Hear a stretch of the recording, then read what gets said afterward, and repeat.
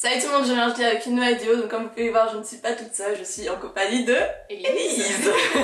Et on a décidé de faire aujourd'hui une vidéo qui m'a été pas demandée. Non, pas vraiment. Mais je m'impose.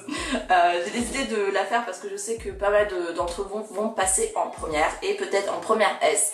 Et je sais que quand j'étais en seconde, j'avais pas mal de questions à propos de la S. Et j'aurais bien aimé voir une vidéo comme ça qui aurait expliqué tout à propos de la S. Dévoiler les mystères. Voilà. Et du coup, j'ai demandé à Élise gentiment si elle voulait faire cette vidéo avec moi. Elle a accepté et on est là aujourd'hui pour, espérons, répondre à vos questions et vous aider pour cette année que vous allez subir, qui va être pas facile. Elle va être vraiment pas facile. Faut vraiment s'y accrocher. Faut savoir que mon film aujourd'hui, il est le 16 juin. Donc ça se peut que vous verrez cette vidéo genre fin août, je pense. Très tard. Très tard. Genre pas maintenant. Genre pas maintenant du tout. Là, on n'a même pas fait le bac de français pour vous dire, donc... Dans les petits épisodes de stress du bac français, on n'a pas encore fait l'écrit. Voilà, ni l'oral. Mais on est en train de faire une vidéo. C'est Voilà. logique. Pourquoi est-ce qu'on a choisi la S? Alors soit on est dans mon cas et on n'a aucune idée de ce qu'on voudrait faire plus tard, mais on sait qu'on pourrait réussir à faire le S, et notamment, surtout, est-ce que je vais réussir à finir le programme de maths? C'est vrai que les maths, c'est vraiment pas évident en S. Oui. Ça change vraiment de la seconde. Déjà, les maths en seconde, je pense que vous avez remarqué, ça change beaucoup de la troisième. Alors en première, S en plus, je vous dis même pas. Non, vraiment, je pense que il faut choisir la S dans le but de vraiment vouloir travailler et surtout dans les matières scientifiques en fait. Oui, faut être motivé. Faut vraiment être motivé, faut aimer les sciences parce que si vous choisissez la S dans le seul but, parce que vos parents vous l'ont dit, parce que vos copains y vont, clairement vous allez pas réussir votre année parce ça va être dur franchement. Voilà, ça va être vraiment très dur, faut vraiment s'y accrocher. J'ai choisi la S parce que depuis toute petite j'ai rêvé de faire un bac S comme beaucoup d'enfants, je pense. Des enfants. Voilà. Et c'est vrai que je viens d'une famille scientifique. En quelque sorte, j'ai eu un papa qui est physicien. Et depuis toujours, mon papa il m'a toujours dit de travailler pour les maths, pour tout ce qui est sciences. C'est vrai que j'ai toujours mis ça en priorité dans ma liste. Et même, je me voyais pas dans les autres bacs en fait. Je me suis dit, ok, imagine-toi, toi, être en bac ES. Et j'étais là, en vrai, bac ES ça pourrait être bien parce qu'il y a vraiment toutes les matières et toutes les matières sont importantes. Sauf que, il y a économie et économie personnellement ça me tente pas trop. Toi, tu kiffes ça? Non, arrête. C'est vrai que économie ça me tente vraiment pas du tout. Ça m'a jamais vraiment tenté. En seconde, j'avais fait option SES. Ouais. Une catastrophe, juste une catastrophe, j'y comprenais rien, j'étais là assise et... Je te jure, avec là le prof qu'ils ont, les Amsterdam, je comprends rien. Je comprenais rien. C'était horrible. C'est grave, il y a des gens qui sont intelligents puis il y en a d'autres. Je te l'avais dit ça. Et aussi je trouve que les sciences en fait en ES, ils sont pas aussi importants que les autres matières. C'est les statistiques et non, les maths c'est toujours important, mais je trouve que physique et SVT, c'est un peu plus négligé, tu vois. C'est vraiment très... Ouais. C'est pas approfondi. Ils apprennent que les bases et moi je voulais vraiment aller un peu plus loin, surtout dans la physique et... Non, même dans l'SVT, même si je suis pas très fan de l'SVT, simplement parce que j'y arrive pas. Mais je trouve ça quand même intéressant. Voilà. Je trouve ça quand même intéressant de savoir notre corps, comment ça marche, etc. Les volcans, les séismes. Donc c'est à cause de ça, j'ai choisi vraiment la S et même la L, je pourrais pas. Personnellement je pourrais pas parce que je suis pas du tout forte en français. Déjà là on a le bac de français dans 3 jours et vous voyez comme se prépare très bien. Je suis toujours dans la merde clairement. Après si vous voulez vraiment faire S, si vous êtes sûr de votre choix, voilà, faites-le. Après l'année va être vraiment un peu compliquée, surtout au début de l'année. Déjà je pense que ceux qui ont été en seconde, vous avez dû sentir ce changement entre le collège et le lycée qui a un gros changement quand même. Enfin, tout a changé, toutes les matières ont clairement changé. Je l'ai trouvé, surtout par exemple français, tout ce qui est dictée, rédaction, c'est du passé. C'est une libération pour toi, non? Je pensais que c'était une libération, mais en fait ça me manque, clairement. Parce que tout ce qui est commentaires, c'est encore plus pire, c'est... Encore plus pire, oui. Encore plus pire, mais voilà, je parle très bien français. On nous avait dit, tous les profs nous avaient dit que faites attention, la première ça va être dur.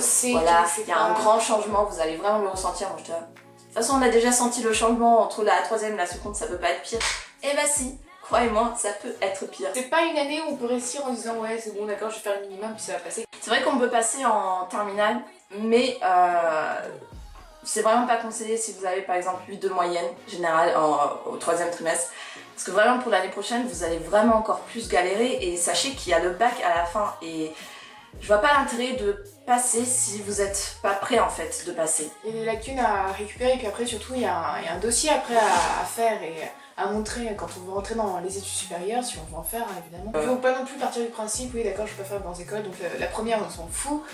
Faut vraiment commencer à bosser dès septembre, dès le premier jour, parce que c'est vrai que j'ai remarqué que au début de l'année, j'arrivais pas trop à bosser, j'arrivais pas trop à me mettre dedans et peut-être si j'aurais réussi à le faire plus tôt, j'aurais peut-être des meilleurs résultats. Mais après voilà. Se remettre dans le bain, c'est toujours compliqué. Voilà, c'est toujours compliqué, mais c'est vrai que, sachez que faut vraiment bosser en S, comme en ES et comme en L. Faut pas dire que S c'est la section la plus dure, etc. La section élitique. Voilà. Non mais ça c'est que des clichés qu'on se fait entre nous pour nous taquiner. D'ailleurs mais... en S on dit généralement que le français c'est pas grave, ça passe à la trappe, si on n'a pas le bac français c'est pas grave. Non.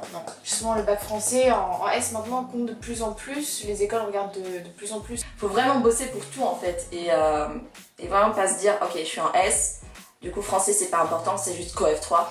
Enfin, juste COEF 3, ça peut quand même sauver un peu, voilà. Ça rapporte quand même pas mal de points. Ah oui, on va peut-être parler de COEF en moyenne générale. Alors, faut savoir que le plus grand COEF en première, c'est maths et c'est COEF 6. Que, genre, par exemple, je suis dans une petite classe, d'ailleurs, c'est le... Ah oui, c'est passé ici. Et genre, au début de l'année, on était 20 et là, on n'est plus que 16. Et c'est vrai que dans notre classe, il y a juste, allez, maxi 4 personnes qui ont toujours une bonne note en maths par exemple et puis le reste il a toujours 10 la moyenne et c'est vrai que ça montre que le niveau est vraiment très dur et que nos priorités ont changé en quelque sorte, on vise maintenant plus 18, 15, on vise la moyenne donc c'est vrai que c'est déjà bien. C'est déjà bien, sincèrement quand j'ai 10 en maths je suis tellement heureuse sincèrement. D'ailleurs j'ai eu que 10 cette année, enfin j'ai eu quelques 8 aussi et un 6. Pour tout ce qui est physique et SVT, le COEF, il me semble, c'est soit 5, soit 6. Donc quand même, vraiment les coefficients les plus grands, c'est maths, physique et SVT. Donc c'est un peu logique. C'est les matières scientifiques. Voilà. Et après, le reste, c'est français, COEF 3. Et histoire aussi, COEF 3 ou COEF 2, je me rappelle. COEF 3. Et après, tout ce qui est langue, pour anglais, c'est COEF 2, enfin LV1. LV1 c'est COEF 2 et LV2 c'est COEF 1. Ça compte autant que le sport quoi finalement. C'est génial. Ouais, ça compte autant que le sport. Et j'ai l'impression, je sais pas si toi aussi, mais j'ai eu l'impression qu'à partir de cette année, les profs de sport, ils ont été beaucoup plus gentils avec nous au niveau notes. Non? D'accord, je suis toute seule à avoir pensé ça. Je sais pas, j'ai eu un 15, non. Alors que je suis pas du tout sportive et d'habitude j'ai toujours des mauvaises notes, tu vois. Je pense qu'ils ont... Je pense qu'ils ont réalisé que en fait c'est pas le sport qui est le plus important et que le sport ne doit pas baisser notre moyenne mais au contraire l'augmenter quoi. Je pense pas non plus qu'ils partaient de ce principe-là avant, mais je pense qu'ils ont changé. Au lycée ils changent la manière de noter pour que les gens pas trop sportifs y arrivent quand même et que c'est j'ai quand même eu en badminton 10,5. Donc toi t'étais merde. Plutôt sur l'amélioration, l'investissement, ouais. Et la motivation. Voilà, la volonté de réussir et finalement de réussir à avoir une bonne note ou quand même s'en sortir même si on n'est pas sportif ou pas du tout. Ouais. Je ne te dis pas du tout. Mais bon, tu fais du sport très, très fréquemment. Je sais que t'es une réalité quand même sur cette chaîne. Faut savoir qu'il faut pas juste travailler pour les matières scientifiques. Bien sûr, il faut travailler pour avoir une bonne moyenne, mais il n'y a pas que ça. Si vous avez eu par exemple un 8 en maths, physique ou SVT, vous pouvez vous rattraper avec histoire, français et les langues. Je veux dire, faut pas négliger... C'est un peu plus compliqué quand même, mais... si, j'ai eu quand même une bonne moyenne dans le 3e trimestre grâce aux autres matières. Oui, c'est aussi mon cas d'ailleurs, mais... Hey, j'ai fini mon année de seconde, je passe soit en S ou en ES.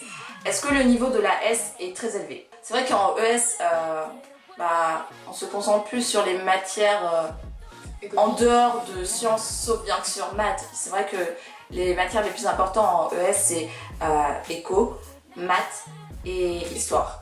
Histoire, ouais. Langue aussi. Langue aussi, mais c'est comme en S, je trouve.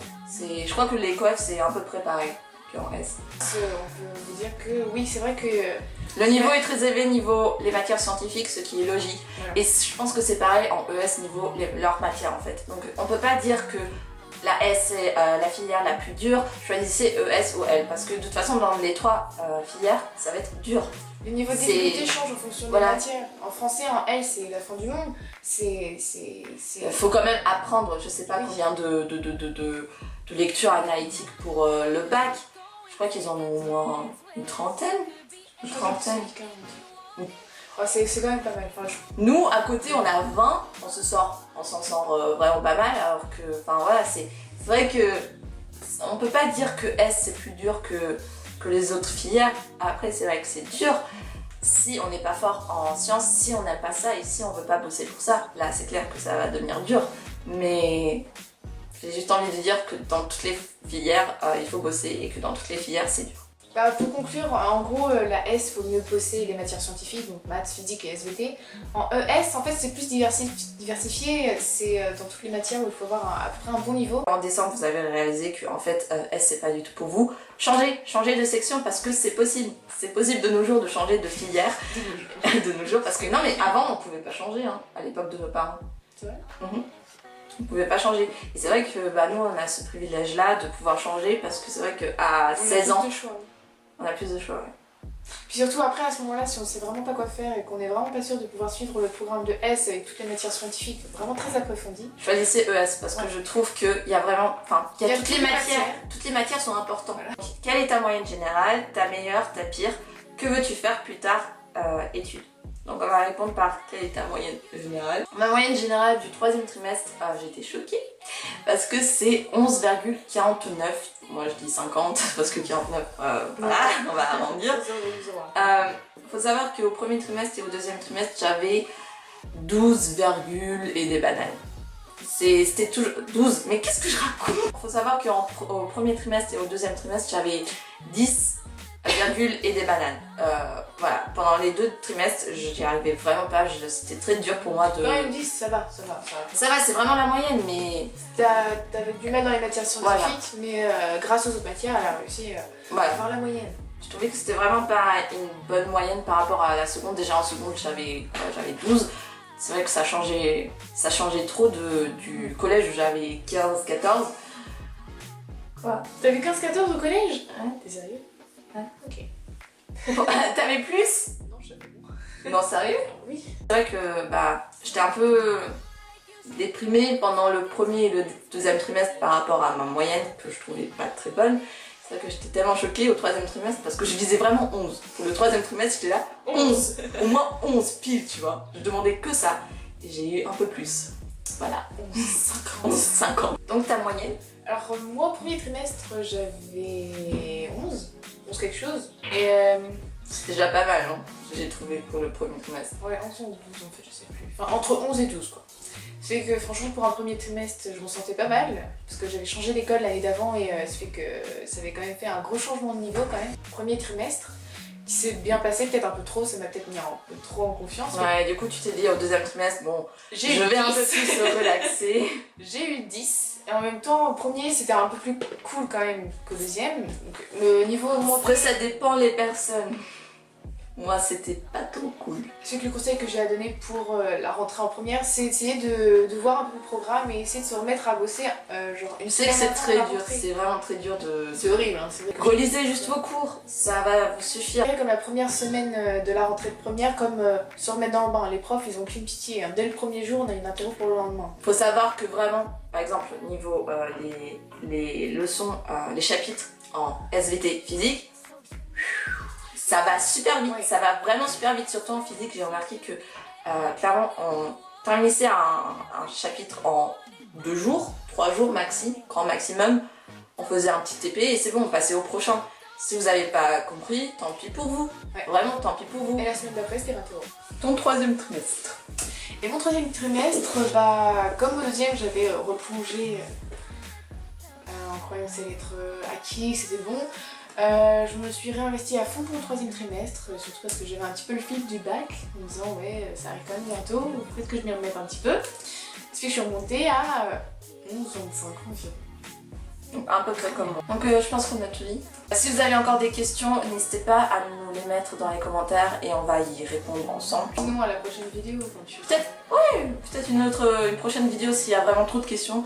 Et si on n'a vraiment pas répondu à tout, mais je pense qu'on a globalement répondu à la majorité. Ouais.